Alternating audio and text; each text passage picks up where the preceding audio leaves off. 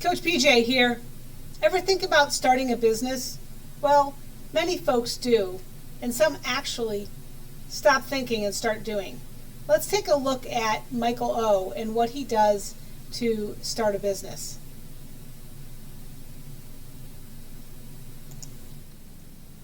Hey, Hi, Emily. Emily, how are you Nice doing? to meet you.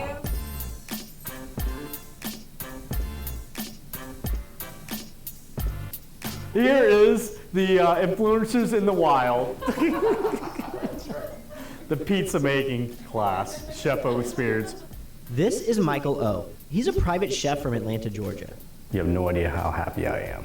Since being let go from his corporate job during the pandemic, Michael has been pursuing his passion-turned-side hustle, cooking full-time. Since then, he has more than doubled his income. The money's coming in. You know, I can't complain. And I'm actually enjoying what I'm doing. Let's stop there for a minute. So he talks about a side hustle. Many businesses become full-fledged businesses when someone has a side hustle and when someone is pursuing their passion, which is what you see in Michael O. He has a passion for this and he has decided to pursue it. Let's keep watching. Michael has no formal culinary training. In fact, he's never even worked in a professional kitchen. But hospitality is as much about entertaining guests as it is preparing amazing cuisine. And it doesn't take long to see how his outgoing personality connects with his clients. I enjoy meeting new people. I enjoy, the satisfaction that they get from the food, that I prepare for them and the experience that I bring to their home. Since going full-time in 2020, Michael has been preparing about 4 parties per week. He also holds virtual cooking classes for big Silicon Valley corporations. We're at the final stretch. Prices vary depending on how many people and the type of cuisine they want, but usually range from $150 to $350 per person. Altogether, Michael is bringing in around $14,000 each month. I knew that I made it big when I realized that the amount of money that it took me years to save is equivalent to like what I'm making right now within 2 months. So a couple things show up in that part of the video. One is he talks about fear. He just took it on. He didn't have fear. Second thing he talks about is being an entertainer and the personality side of him. So he's not just cooking, he's entertaining. And then the third thing he talked about was virtual. He actually is using more than one mechanism to showcase his skills and showcase his product. So he's doing it in home, but he's also doing some things virtually and showing folks what his skill set is. Let's keep watching.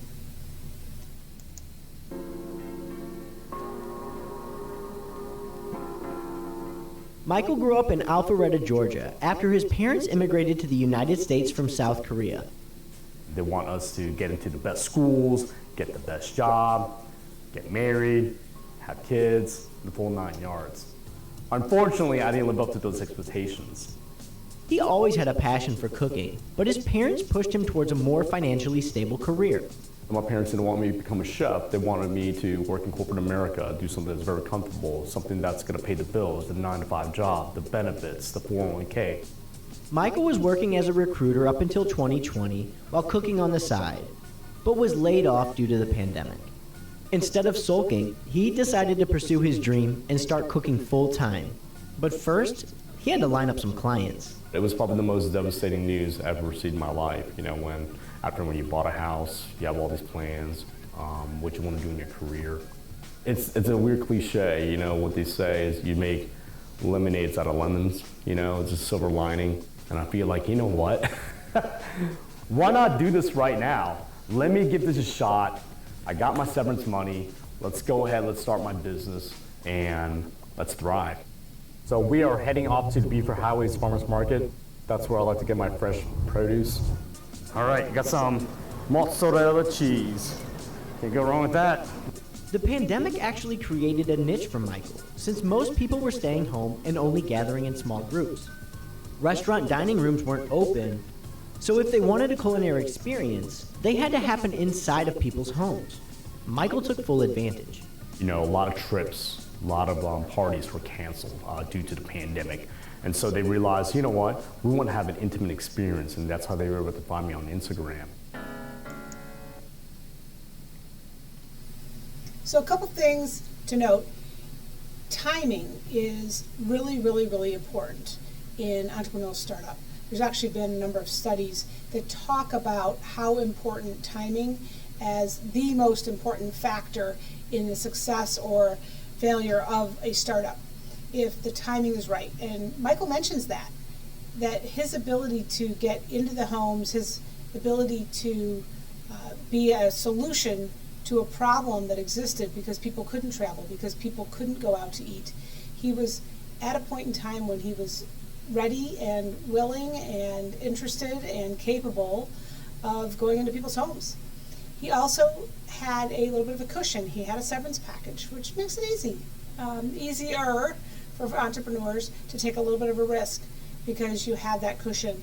And to know that you have that cushion gives you a certain amount of confidence as well. So let's see what he does. What's up, man? How are you? Doing good, man. I gotta go with some hanger steaks, man.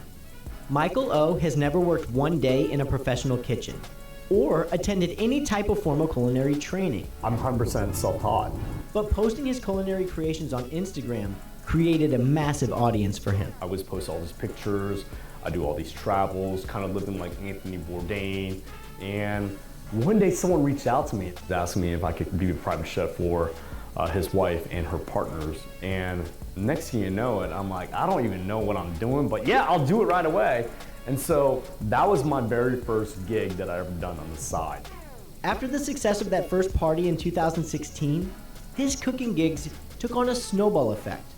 One client would post on Instagram or Facebook, and some of their followers would reach out. They see stories that their friends post, right? They see pictures of them being tagged and all these great experiences, and they want to capture all that.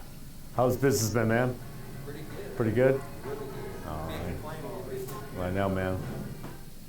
Michael's weekends quickly filled with private parties. But even still, he made travel a priority so he could continue learning new cuisines and techniques. I'm traveling around the world and I'm acquiring a lot of knowledge. I go to Bologna, Italy, and learn how to make pasta, and I fell in love with it, and I'm saying to myself, you know what, this is something I could actually do. This is something I can make a living out of. I could actually come back to the States and show people how to make pasta from scratch, bring the experience to their home. Michael still doesn't have a formal website or a booking process. The majority of his clients reach out through DM or Facebook groups. Thanks, man. So a couple things in this piece of this clip of the video. Michael is a learner. He's a lifelong learner. He's looking for knowledge.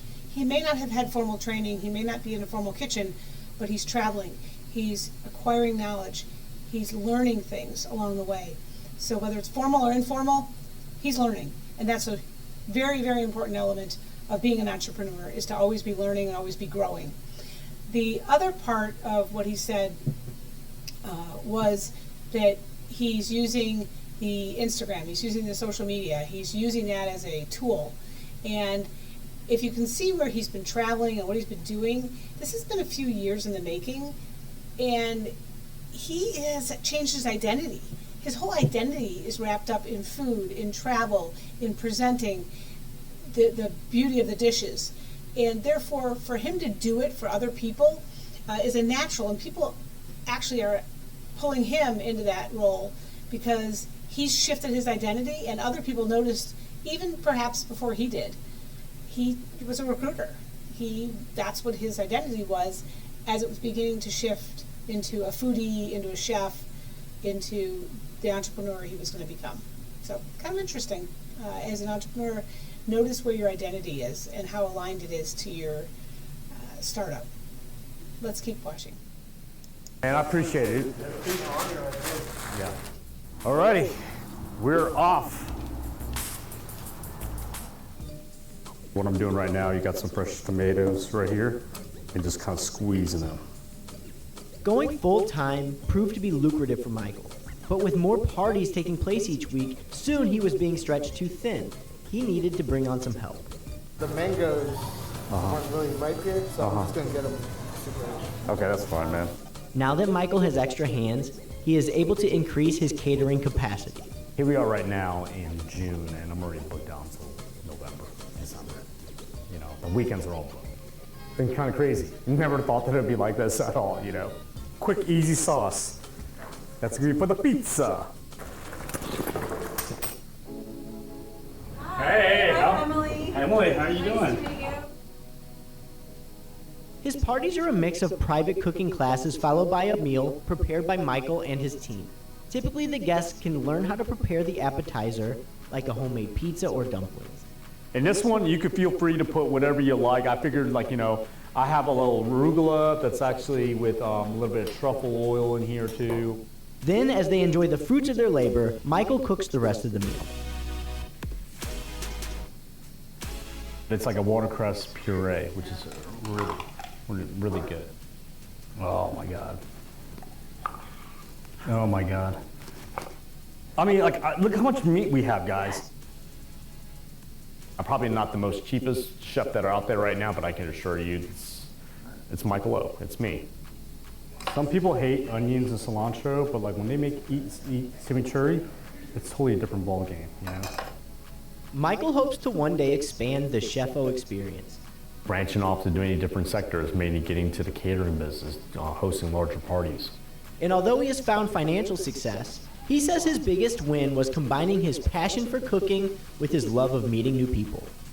Obviously, food is very good in every restaurant, right? But how often is it that they allow people to come over to their house?